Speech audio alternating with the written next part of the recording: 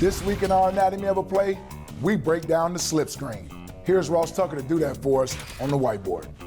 Brought to you by Dunkin' Donuts, the official coffee of the Philadelphia Eagles. Today, let's look at a play that allows offensive linemen to showcase the athletes that they clearly are, and that is the slip screen. You'll hear some people call it the tunnel, the jailbreak, whatever. It's the same concept, and the idea is to try to get, again, one of your playmakers in space as soon as possible.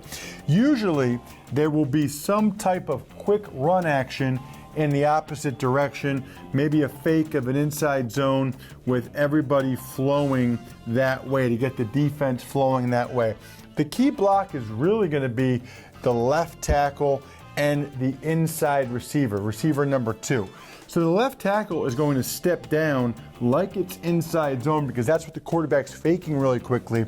The idea is you're hoping that the defensive end closes with him, and then the offensive tackle will come back and try to get a piece of the defender who's over number 2 and kick him out, who he will be trailing the number 2 receiver who's going to go and put a block on number 1. So if you can picture the number 1 wide out here, he's taking one step up the field and then coming underneath.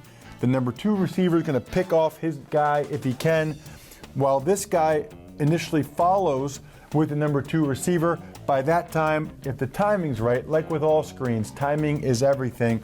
By that time, the left tackle, a guy like Jason Peters, should showcase his athleticism, stop, change directions, because he knows where he's going, and get out here and block the number 2 defender.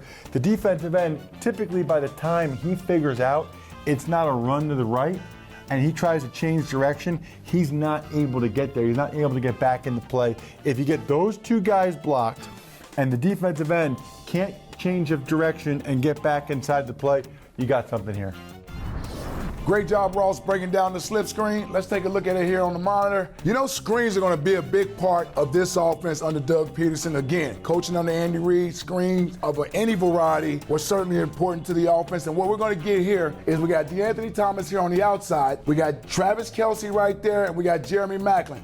These guys are important because they are the point men on the block. Why I call it the slip screen is that we got left tackle Eric Fisher here. He's going to slip Von Miller, the pass rusher. These guys think they're getting after Alex Smith. In the backfield, meanwhile, DeAnthony Thomas is going to have 3 blockers out here in front of him, and watch how nicely this play develops. I think it's a great job allowing the Denver defenders to get upfield, and then DeAnthony Thomas, with his speed and quickness, he's able to read his blockers, get behind them, and cut off of them. But again, the most important thing are these 3 guys getting out front and giving different colors for DeAnthony Thomas to sort of get behind and then run through.